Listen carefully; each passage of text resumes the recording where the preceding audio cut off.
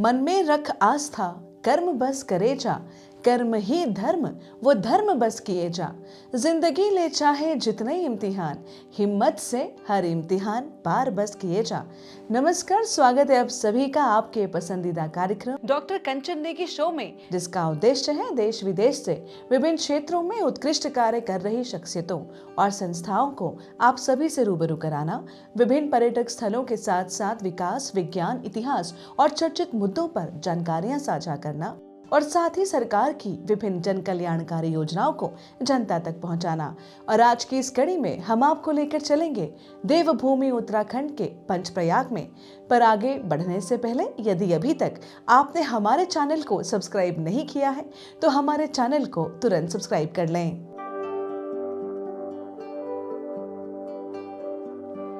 दर्शकों, उत्तराखंड के टिहरी, रुद्रप्रयाग, चमोली में पंचप्रयाग मौजूद हैं। हिंदू परंपरा में प्रयाग या संगम दो या दो से अधिक नदियों के मिलन को दर्शाता है, जहां पूजा और स्नान करने से पुण्य की प्राप्ति होती है। भारत में अगर तीर्थ नगरी की बात करें तो सबसे पहला नाम उत्तराखंड का आता है। उत्तराखंड गर्मियों से राहत देने वाली जगह भले ही हो, लेकिन जब बात धर्म की आती है तो प्राचीन मंदिरों से लेकर पवित्र नदियों की उत्पत्ति यहीं से हुई है। उत्तराखंड अपने धार्मिक स्थलों के लिए जाना जाता है।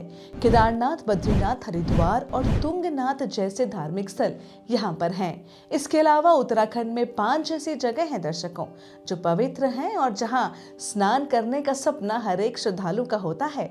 यहाँ हम बात कर रहे हैं पंचप्रयाग की। पंचप्रयाग वो 5 स्थान हैं जहां 2 पवित्र नदियों का मिलन होता है और जिसे हम संगम बोलते हैं। भारत हमेशा अपनी धार्मिक महत्ता के लिए जाना जाता है। देश के हर कोने में हमें धार्मिक स्थल मिल जाएंगे। हमारे पुराण और भव्य मंदिर ये दर्शाते हैं कि हमारी जड़ें ही धर्म है। इन्हीं जड़ों को मजबूत करती हैं वो नदियां जो आज भी अस्तित्व में हैं। माँ गंगा, भागीरथी, अलकनंदा और न जाने कितनी ऐसी नदियां हैं जिसमें हम आस्था की डुबकी लगाते हैं।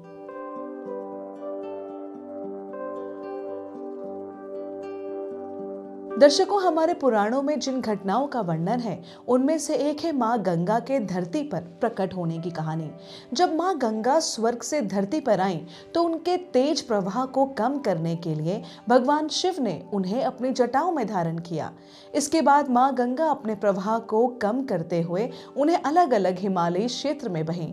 भगवान शिव की जटाओं से निकलने के बाद गंगा माँ अलग अलग नदियों के रूप में जैसे भागीरथी, अलकनंदा, विष्णु गंगा, धौली गंगा, नंदाकिनी, पिंडर और मंदाकिनी के नाम से जानी गईं। और जिन स्थान पर 2 पवित्र नदियों का मिलन हुआ वह स्थान प्रयाग और संगम के नाम से जाना जाने लगा। उत्तराखंड में ऐसी 5 जगह हैं जहां 2 नदियों का मिलन होता है और इसी को पंचप्रयाग नाम दिया गया है। दर्शकों, इन प्रयागों में स्नान करने से मोक्ष की प्राप्ति होती है। प्रयागराज के संगम से तो आप सभी वाकिफ हैं, जहां माघ मेला और कुंभ मेला लगता है। ठीक इसी तरह उत्तराखंड में 5 स्थानों पर 2 पवित्र नदियों का मिलन होता है। इसी को पंचप्रयाग के नाम से जाना जाता है। पौराणिक कथाओं में 2 नदियों के संगम का जल बहुत ही पवित्र माना जाता है। विष्णुप्रयाग, नंदप्रयाग, कर्णप्रयाग, रुद्रप्रयाग और देवप्रयाग ये 5 प्रयाग हैं दर्शकों, जहां पर स्नान करने के लिए दूर दूर से श्रद्धालु आते हैं। इन तीर्थ स्थलों पर पूर्वजों के मोक्ष के लिए श्राद्ध तर्पण भी किया जाता है। दर्शकों, पंचप्रयाग में ही इन नदियों का मिलन होता है और पौराणिक कथाओं से इनकी कहानी जुड़ी है। दर्शकों, विष्णु प्रयाग की यदि बात करें तो विष्णु प्रयाग का 5 प्रयागों में से सबसे पहला प्रयाग है, जहां पर अलकनंदा और धौली गंगा नदी आपस में मिलती हैं। यहां पर श्रद्धालु मोक्ष प्राप्ति के लिए डुबकी लगाने जरूर आते हैं। 4 धाम यात्रा के दौरान यहां पर श्रद्धालुओं की भीड़ उमड़ पड़ती है। इस पवित्र स्थान पर भगवान विष्णु का प्रसिद्ध बद्रीनाथ मंदिर भी है। विष्णु प्रयाग धार्मिक महत्व के साथ साथ ट्रैकिंग और पैदल यात्रा के लिए भी जाना जाता है। दर्शकों, विष्णुप्रयाग बद्रीनाथ धाम से 35 किलोमीटर की दूरी पर स्थित है, जिसके समुद्र तल से ऊंचाई 1372 मीटर है। पौराणिक मान्यताओं के अनुसार नारद ऋषि के ध्यान और तपस्या के उपरांत भगवान विष्णु से प्रसन्न होकर इस स्थान पर उनको दर्शन दिए थे और तभी से इस जगह का नाम विष्णुप्रयाग पड़ा। एक मान्यता ऐसी भी है कि इस मंदिर से एक रास्ता विष्णु कुंड की ओर जाता है। इस कुंड का पवित्र जल अलकनंदा और धौली गंगा नदी के संगम पर गिरता है और इसी मंदिर के नाम पर इस संगम का नाम विष्णु प्रयाग रखा गया। दर्शकों, विष्णु मंदिर की स्थापना 1890 ईस्वी में इंदौर की महारानी अहिल्याबाई ने की थी। इसका आकार अष्टकोणीय है। विष्णु प्रयाग में चार धाम के तीर्थयात्री बद्रीनाथ मंदिर जाने से पहले यहाँ संगम पर जरूर आते हैं। भगवान बद्री विशाल की यात्रा से पूर्व श्रद्धालु विष्णु प्रयाग में स्नान कर इस स्थान पर विष्णु भगवान के मंदिर में पूजा करते हैं, तब बद्रीनाथ को जाते हैं। मान्यता है कि इसके बाद उनकी यात्रा और भी फलदायी हो जाती है।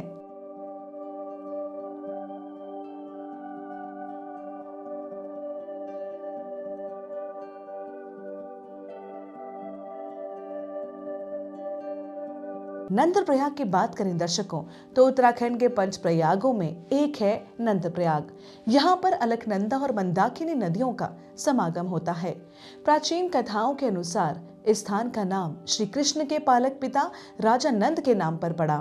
कथाओं की माने तो अलकनंदा और मंदाकिनी के संगम स्थल पर राजा नंद ने पुत्र प्राप्ति के लिए भगवान विष्णु की पूजा की थी। एक मान्यता ये भी है कि मंदाकिनी को पहले नंदाकिनी कहा जाता था, इसलिए इसका नाम नंदप्रयाग पड़ा। श्रद्धालुओं के लिए यह पावन स्थल हमेशा खुला रहता है। कर्णप्रयाग से बद्रीनाथ रूट पर 22 किलोमीटर की दूरी पर नंदप्रयाग शहर साफ दिखाई देता है, जहां अलकनंदा और नंदाकिनी नदियों का संगम होता है। दर्शकों, नंदप्रयाग के संबंध में एक और कथा है जो नंदप्रयाग के नजदीकी गांव में स्थित चंडिका मंदिर से जुड़ी हुई है। इस कथा के अनुसार एक समय की बात है, देवी की मूर्ति अलकनंदा नदी में तैर रही थी। ये मूर्ति एक पुजारी के पूर्वज के सपने में दिखी थी, जिसे चरवाहों ने नदी के किनारे की गुफा में छिपा दिया था। देर शाम तक चरवाहों का वापस आना नहीं होने पर लोगों ने उन्हें ढूंढना शुरू किया।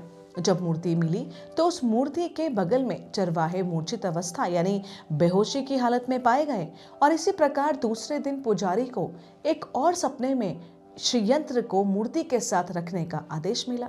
इसके बाद से नंदप्रयाग के नजदीकी गांव में माता चंडिका की स्थापना हुई। कर्णप्रयाग के बारे में बात करें दर्शकों, तो पंच प्रयागों में तीसरे स्थान पर है कर्णप्रयाग।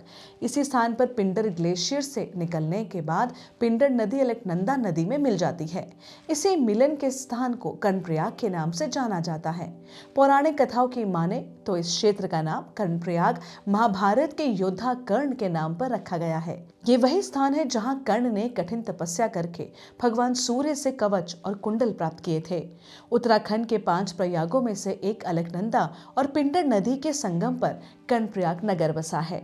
आसपास के तमाम ग्रामीण क्षेत्रों को जोड़ने का ये एक कस्बा है, जहां दूर दराज के गांवों से जुड़े लोग तमाम छोटी बड़ी जरूरत के सामान को लेने पहुंचते हैं और माना जाता है कि महाभारत के पात्र दानवीर कर्ण के नाम पर ही इस नगर का नाम कर्णप्रयाग पड़ा है। दर्शकों, कर्णप्रयाग के आसपास कई पर्यटक स्थल हैं।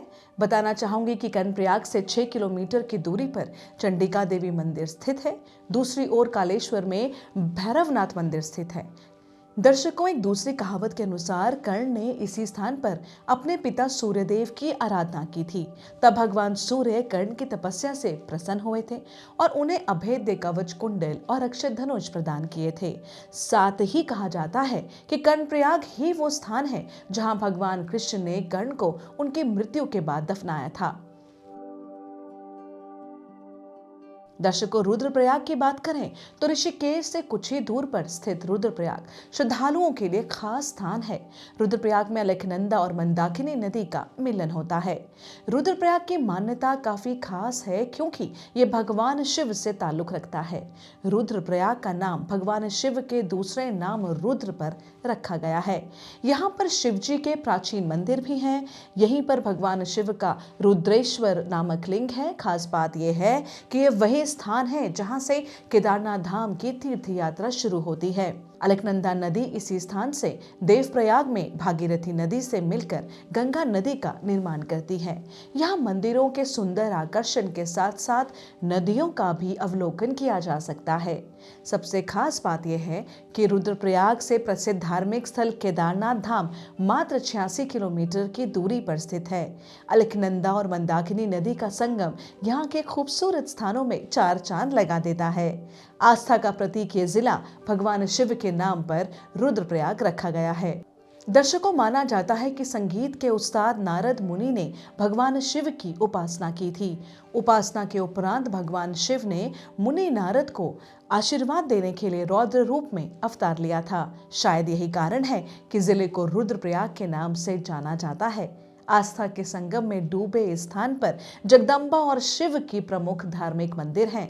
इस मंदिर को यहाँ के प्रमुख धार्मिक स्थलों में माना जाता है।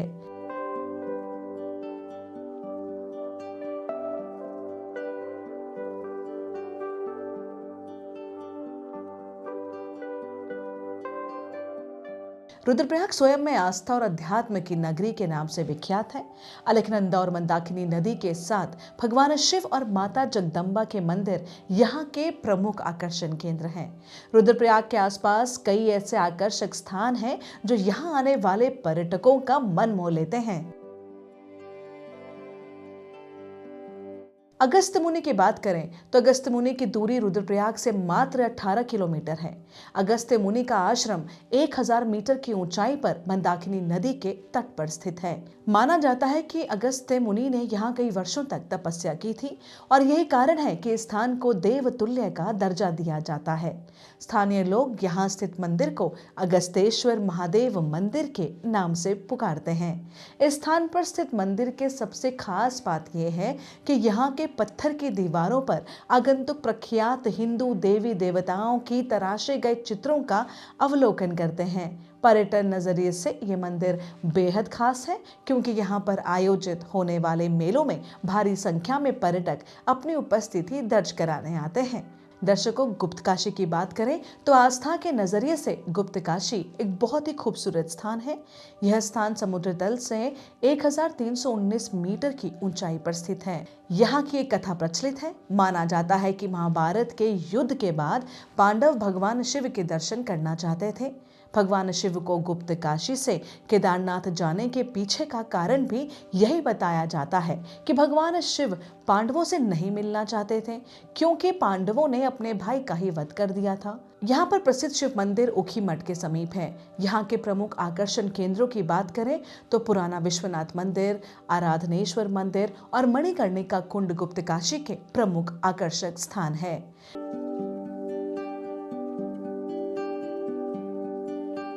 सोनप्रयाग की बात करें, सोनप्रयाग प्रमुख धार्मिक स्थलों में शुमार है। यहाँ के प्रमुख मान्यता के अनुसार ऐसा कहा जाता है कि सोनप्रयाग के पवित्र पानी को मात्र स्पर्श कर लेने से बैकुंठ धाम पहुंचने में मदद मिलती है।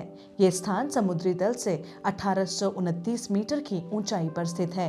केदारनाथ जाने वाले प्रमुख मार्ग पर यह स्थित है। यहाँ से केदारनाथ की दूरी की बात करें तो वो मात्र 19 किलोमीटर है। सबसे खास बात यह है कि यहाँ भगवान शिव और माता पार्वती का विवाह संपन्न हुआ था। त्रियुगी नारायण की दूरी सोनप्रयाग से बस द्वारा मात्र 14 किलोमीटर है। बस की यात्रा के उपरांत मात्र 5 किलोमीटर पैदल यात्रा करनी पड़ती है।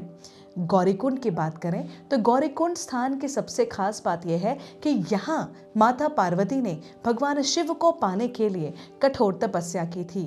गौरीकुंड में गौरी देवी का भी दर्शन किया जाता है और सोनप्रयाग से गौरीकुंड की दूरी मात्र 5 किलोमीटर की है।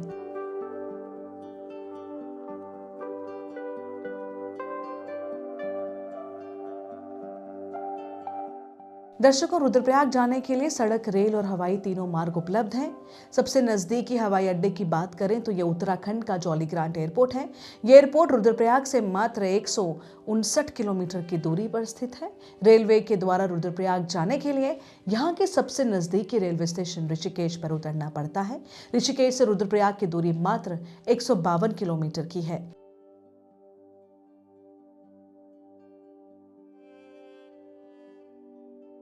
दर्शकों, देवप्रयाग की यदि बात करें तो देवप्रयाग अलकनंदा और भागीरथी नदी के संगम पर बसा हुआ सुंदर शहर है। अगर आप ऋषिकेश जाने का मन बना रहे हैं तो देवप्रयाग जरूर जाएं, क्योंकि यहाँ से इसकी दूरी मात्र 73 किलोमीटर है।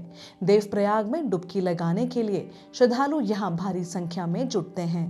पौराणिक कथाओं की माने तो ये वही स्थान है जहाँ पर भगवान राम लक्ष्मण ने एक ब्राह्मण यानी कि रावण को मारने के बाद प्रायश्चित किया था। यहाँ पर प्रसिद्ध प्राचीन रघुनाथ मंदिर विराजमान है। ये वही स्थान है दर्शकों, जहाँ अलकनंदा और भागीरथी अपना नाम त्याग कर देवी गंगा के रूप में प्रकट होती है। देवप्रयाग का एक और आकर्षण है यहाँ स्थित पौराणिक रघुनाथ मंदिर, जिसमें भगवान विष्णु राम के रूप में विराजते हैं।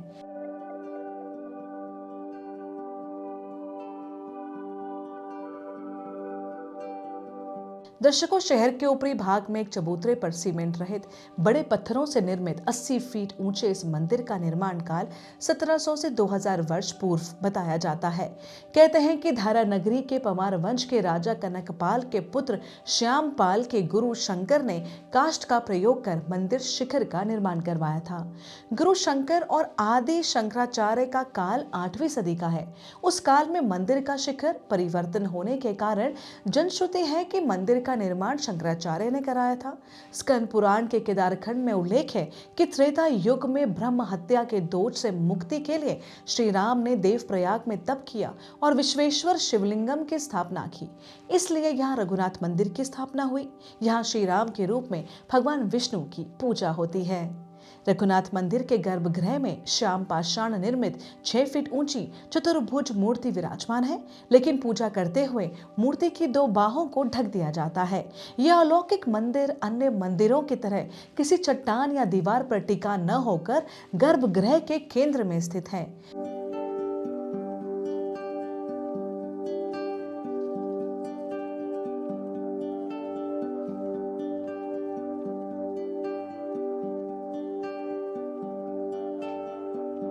सिंह द्वार पहुंचने को 101 सीढ़ियां मुख्य मंदिर के शीर्ष पर स्वर्ण कलश और गर्भगृह में श्री राम की विशाल मूर्ति विराजमान है। मूर्ति के चरण व हाथों पर आभूषण और सिर पर स्वर्ण मुकुट सजा है। हाथों में धनुष बाण और कमर में ढाल लिए श्री राम के एक ओर माता सीता और दूसरी ओर लक्ष्मण की मूर्ति है। मंदिर के बाहर गरुड़ की पीतल की मूर्ति है, जबकि मंदिर के दाहिनी ओर बद्रीनाथ महादेव व काल भैरव विराजमान है। वर्ष 1803 में आए भूकंप में रघुनाथ मंदिर बुरी तरह क्षतिग्रस्त हो गया था।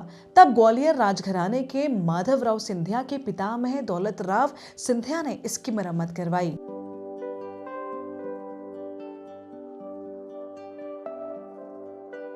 तो दर्शकों, फिलहाल समय हो चला है अब सभी से विदा लेने का। मुझे उम्मीद है आपको हमारा ये वाला एपिसोड भी हमारे अन्य एपिसोड्स की तरह बेहद पसंद आया होगा। चलते चलते कहना चाहूँगी, आँखों के ख्वाब ज़रूर हकीकत में बदलेंगे।